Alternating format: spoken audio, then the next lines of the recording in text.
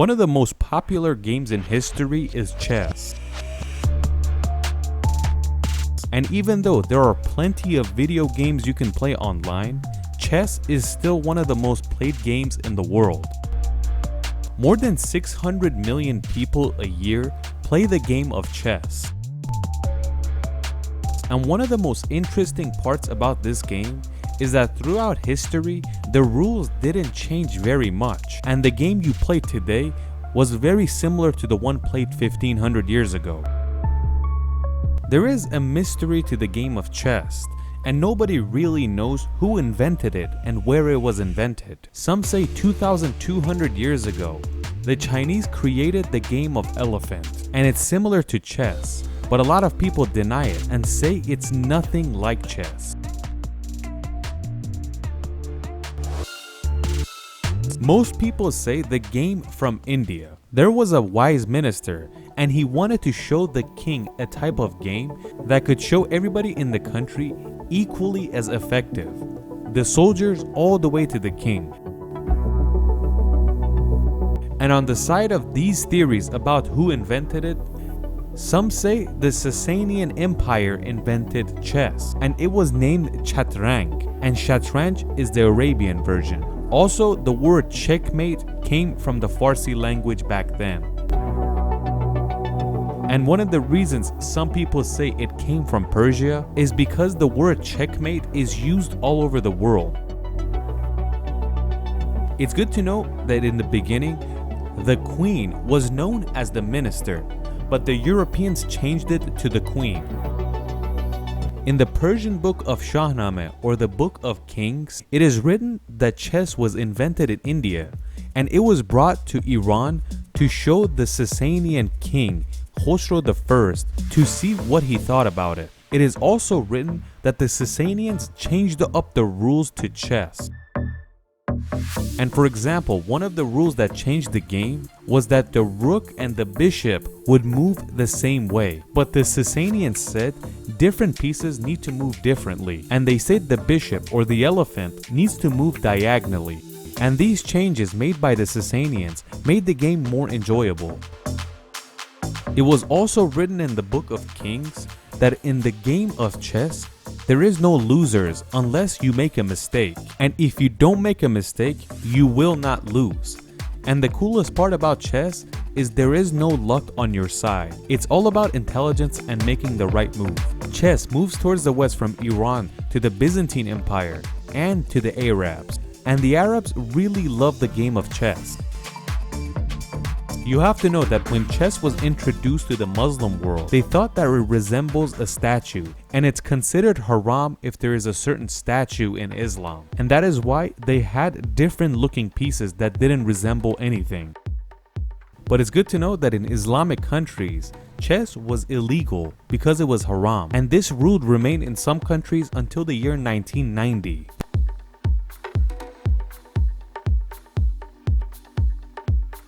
But either way, the game continues to move towards the west and enters Spain from North Africa, and then it goes all over Europe. But it's good to know hundreds of years before this, it had entered the Byzantine Empire, but it never moved any more west. Anywhere the chess went, the word for checkmate, which was in Farsi, didn't really change, and any language used a similar version of checkmate. In Farsi is Shahmat. The Russians said Shahmati. The Germans use the same Shahmat. And the French say Ishekamat. And the Spanish say Elmat. In the early Middle Ages, when chess was introduced to Europeans, it was a luxurious game. And in paintings you would see rich people and kings playing it. Nowadays, if you want to tell someone to get smarter, you tell them to go study, read a book, research something. But back then, if you wanted to tell someone to get smart, you tell them to get good in chess. Anybody that can play chess well is intelligent.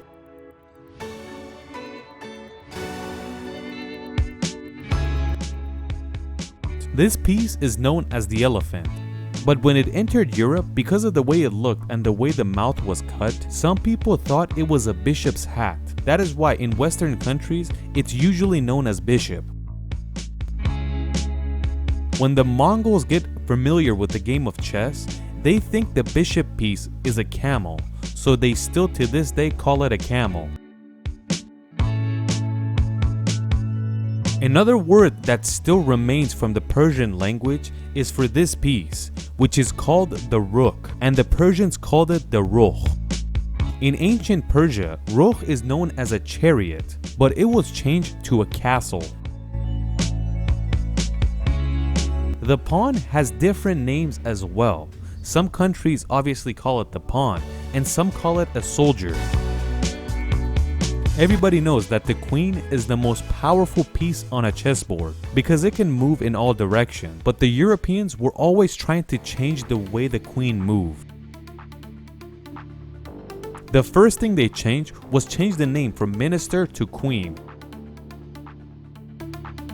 Second of all, they were trying to weaken the queen and make it similar to the king, and the reason behind it was that it was too powerful and it made the game unfair. But these changes made the gaming experience a lot worse, and that is why they would always go back to the way it was. This game was so famous all around the world that when anybody came into power, tried to change the rules of the game in their own way. Like for example, when the Spanish came into power, they changed the name of the queen to Maria. During the Dark Ages or the Middle Ages, where they kill people for being witches and burn them to death, instead of calling this piece the Queen or Mary or Maria, they called it Mad Woman.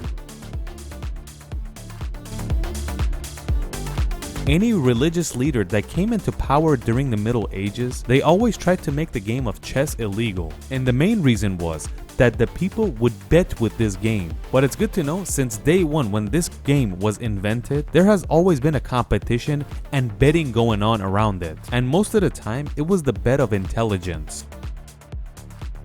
In Europe, they keep making chess illegal and legalizing it again. But when we get to the Renaissance, chess becomes a mainstream thing once again. And as you know, during the Renaissance, religion doesn't have the power it used to have. And we've made a video about the Renaissance if you would like to see it. During the Renaissance, a lot of the art you would see would include chess in them. Chess gets so popular around Europe that plenty of different books are written on how to play it properly. This was the same case in Iran. During the Safavid Empire, King Tahmasp I requested someone to draw the Shahnameh and do art all the way around it. Any page of this book is a piece of art, and not only does it have the poems written in there, but it has art resembling the poem, and in some of the pages you will see chess being played. We have to say that when this book was given to someone, it was taken page by page and sold to different people. Either way, each page of this book is worth $13 million now, and the last one that sold was very recent, in 2019. King Tahmasp I keeps this book for about 40 years, and when they make peace with the Ottoman Empire, and since the Ottomans really loved the Book of Kings, King Tahmasp decides to gift it to them after their soul. But let's get back to chess. The first official chess tournament that happened in the world was in England in the year 1886, and in one of the games, one of the players took 2 hours to make a single move, and that is the reason they had to put a timer for each move. The rules that are used in chess is very similar all around the world. But in some parts of the world, they change them in their own way. Like China has their own style, Japan has their own rules, and some countries in Africa. But the main rules that are used in chess today are the same ones that were used in the Sasanian Empire. Before we end the video, we have one question. Who's the greatest chess player of all time? It's this, the computer, and it has been years since a human has been able to beat it. And one of the main reasons is that it could process thousands of different moves in a second, so there is no way you can beat it.